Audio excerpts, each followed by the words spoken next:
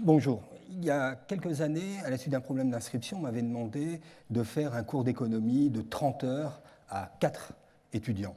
Pour vous donner une petite idée du cours, ça ressemblait à ça. Alors évidemment, je sais ce que vous pensez, hein, c'est quelque chose de basique, c'est élémentaire, c'est facile, c'est de la macroéconomie standard de première année. Mais pour mes étudiants, en fait, ça n'était pas si facile que ça. Et pour les aider, pour rendre les choses plus conviviales, comme ils n'étaient que 4, j'aurais demandé de s'approcher. Et grâce à cette proximité spatiale, leur faible nombre, pour la première fois, j'étais en mesure d'évaluer leur compréhension en temps réel. Et là, ce que j'ai vu, c'est qu'en fait, ils ne comprenaient pas grand-chose à ce que j'expliquais. Ils comprenaient beaucoup moins bien et beaucoup moins vite que ce que je pensais jusqu'alors. J'étais victime, sans le savoir, d'un biais cognitif identifié par les psychologues et qui correspond à ce qu'on appelle la malédiction de la connaissance. Alors de quoi s'agit-il ? C'est cette tendance de celui qui explique, ce que je suis en train de faire là, à prêter à ses interlocuteurs, sans s'en rendre compte, des connaissances préalables qu'ils n'ont pas encore, mais qui évidemment leur serviraient pour comprendre. Et cette tendance provient tout simplement du fait qu'on a du mal à imaginer, une fois qu'on sait, ce que c'est de ne pas savoir. On est en quelque sorte maudit par son savoir. Alors, je vais faire une petite expérience qui va vous permettre de comprendre un petit peu mieux ce dont je parle. Votre objectif ici, c'est de reconnaître la musique que je vais tapoter. Vous êtes prêts ? Donc, je vais essayer. Hein.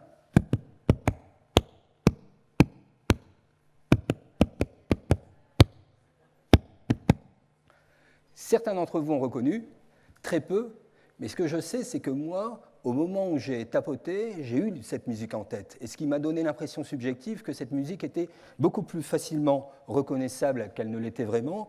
Pour casser le suspense, en tout cas pour ceux qui ne l'avaient pas découvert, voilà de quoi il s'agissait. Vous pouvez chanter.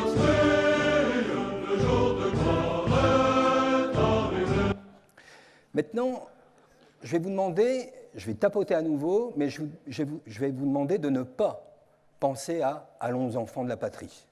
Donc, essayez, ne pensez pas à « Allons enfants de la patrie ».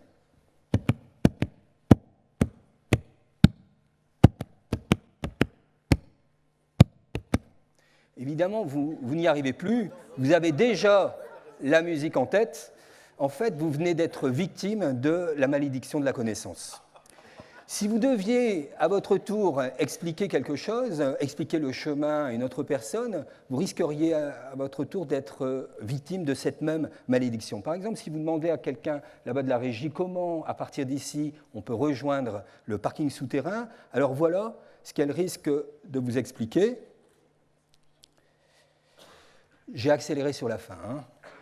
Du personnel, c'est très simple. Vous allez sortir de l'auditorium, vous voyez le tapis rouge, vous le suivez, vous descendez les escaliers d'un étage, vous tournez à droite sur vous-même, vous faites demi-tour, vous reprenez les autres escaliers qui sont encore dans l'étage. Une fois que vous avez descendu ce deuxième escalier, vous tournez à droite encore sur vous-même, et vous allez en direction des distributeurs de boissons, que vous verrez tout de suite. Là, vous vous déportez sur la gauche, vous continuez, vous remontez un couloir en béton, et au bout de ce couloir, vous verrez un panneau bleu réservé au personnel. Là, vous verrez une volée de marche, vous passez de porte et vous êtes au parking du personnel.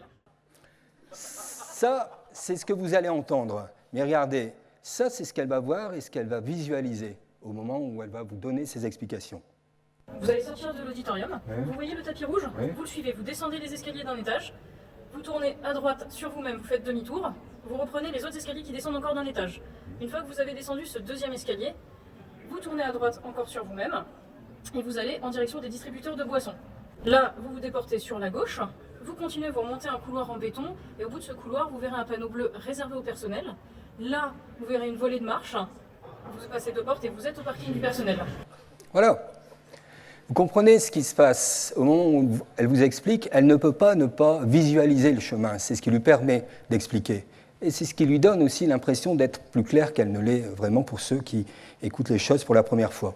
Alors évidemment, au quotidien, on arrive à communiquer, on arrive à se mettre à la place de notre interlocuteur, mais ce que montrent les études, c'est que en fait, c'est beaucoup plus difficile de faire qu'on ne le croit habituellement, et la malédiction des connaissances porte aussi sur des connaissances purement factuelles. Il y a quelques temps, ou quelques années en fait, j'avais posé la question suivante à une centaine d'étudiants de première année. Alors, je ne sais pas si beaucoup d'entre vous connaissent la réponse, mais la réponse, en fait, cette question, c'était Martine Aubry, qui est actuelle maire de Lille. Et 40% environ des étudiants étaient en mesure de donner cette réponse. Alors évidemment, aujourd'hui, étant donné l'état du Parti socialiste, si je devais poser à nouveau la question, j'aurais un taux de réponse beaucoup plus faible. En tout cas, dans un deuxième temps, j'ai posé cette question qui était quel est le pourcentage d'étudiants de première année qui connaissent la bonne réponse? Alors, ceux qui ne savaient pas, pour qui la question paraissait difficile, ont eu tendance à penser que cette réponse était aussi difficile pour les autres. Et ils ont estimé en moyenne que 34% des étudiants seraient capables de donner la bonne réponse. Et vous le voyez, ce n'est pas très loin du vrai pourcentage. Maintenant, ceux qui connaissaient, ceux pour qui il était évident que Martine Aubry était le premier secrétaire du Parti socialiste, ont eu tendance à penser que, évidemment, tout le monde connaissait la réponse, et cette fois-ci, ils prédisaient que 65% des gens seraient capables de prédire cette réponse. La malédiction des connaissances peut prendre des formes parfois très subtiles. Regardez l'expérience suivante. Alors, imaginez quelqu'un, on va l'appeler Christine C., qui est dans cette pièce et qui finit de lire un livre et qui choisit de le ranger ici dans la boîte bleue. Christine C. s'en va, entre une personne, et cette personne, à l'insu de Christine, choisit de déplacer les boîtes. Donc regardez, hop. Christine revient, et la question qui était posée aux participants de cette expérience, c'était la suivante. Où Christine va-t-elle regarder en premier? Je vous laisse quelques instants de réflexion. En fait, si vous réfléchissez à la question, vous allez venir avec des réponses qui sont plausibles. La première, c'est que Christine va regarder en fait dans la boîte bleue. Si elle a gardé la mémoire de la boîte dans laquelle elle a déposé le livre, elle va d'abord se diriger vers la boîte bleue et effectivement, 71% des participants donnaient cette réponse. Maintenant, peut-être que certains d'entre vous se sont dit, peut-être, après tout, que Christine n'a pas gardé la mémoire de la couleur de la boîte. Elle n'a gardé en mémoire que son emplacement. Et pour cette raison, elle se dirigera peut-être plutôt vers celle-ci. Dans l'expérience originale, 23% des gens donnaient cette réponse. Dans un second scénario, les participants étaient invités cette fois-ci à répondre à la même question, mais à partir d'un scénario un tout petit peu différent. Donc le début est le même. Christine dépose son livre dans la boîte bleue, puis s'en va, entre quelqu'un qui, à l'insu de Christine, cette fois-ci, regardez ce qu'il va faire, choisit de déplacer le livre dans la boîte rouge. Puis déplace à nouveau les boîtes. Même question, Christine revient. Où va-t-elle regarder en premier? Alors, il est évident que Christine ne sait pas que le livre a été déplacé dans la boîte rouge. Et donc, si vous devez répondre à cette question, vous ne devriez pas tenir compte de cette information. En pratique, ce qu'on montre les chercheurs, c'est qu'un certain nombre de participants ont beaucoup de mal à ne pas utiliser cette information privilégiée. Rappelez-vous, ça c'était les pourcentages qu'on avait obtenus dans le premier scénario. Dans ce second scénario, désormais, plus d'individus pensent qu'il est possible et même probable que Christine regarde d'abord dans la boîte rouge. Alors vous le comprenez, le phénomène de la malédiction des connaissances est un phénomène insidieux dont on a du mal à se débarrasser. Ici, je voudrais juste, avec vous, proposer quelques leçons que j'ai tirées de mon expérience de professeur d'économie depuis une vingtaine d'années, tous les jours soumis à cette malédiction de la connaissance. Petit conseil que vous pourrez vous-même utiliser chaque fois que vous aurez à transmettre vos connaissances, que ce soit en tant que formateur, manager ou tout simplement parent d'élèves. Le premier conseil est un petit peu évident, mais vaut le coup d'être rappelé. Le premier conseil, c'est n'improvisez pas. Préparez. Si vous ne préparez pas, en fait, si vous préparez, vous allez voir que la plupart du temps, vous ne maîtrisez pas bien ce que vous pensiez maîtriser.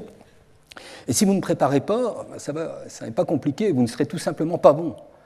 Mais ce que montre la malédiction de la connaissance, c'est que non seulement vous ne serez pas bon, mais en plus, vous n'en serez pas conscient, ce qui est sans doute pire. Deuxièmement, ne vous laissez pas bluffer par les acquiescements, les hochements de tête ou les sourires approbateurs, et j'en ai vu quelques-uns ici, depuis tout à l'heure. J'ai un collègue qui récemment a dû faire un cours sur 2 jours, un cours intensif, et il avait en face de lui 2 étudiants qui étaient particulièrement attentifs, particulièrement intéressés, et qui continuellement le relançaient par des hochements de tête, par des sourires, ce qui lui mettait la pression. En fait, il essayait de compliquer un petit peu son cours et il se demandait mais qui sont ces étudiants qui semblent tout comprendre, pour qui tout semble très évident. Et le lendemain, avant de commencer son nouveau cours, il a quand même essayé d'aller les voir. Et là, en fait, il a découvert que les 2 étudiants en question étaient chinois, ne parlaient pas français et en fait n'avaient absolument rien compris à ce qu'il avait expliqué la veille. D'accord ? Simplement, ils ne pouvaient pas s'empêcher de hocher la tête et d'acquiescer à chaque fois que le professeur les regardait. La 3e leçon que je tire de mon expérience, c'est, quand c'est possible, préférer la version courte. Quand vous êtes lancé dans vos explications, vous êtes un petit peu grisé par vos explications, mais le problème, c'est que la plupart du temps, vos interlocuteurs, eux, ne le sont pas. Et la plupart du temps, ils ont une capacité d'attention qui est beaucoup plus réduite que celle que vous leur prêtez. Et c'est d'ailleurs le conseil que je vais m'appliquer immédiatement en vous remerciant pour votre attention.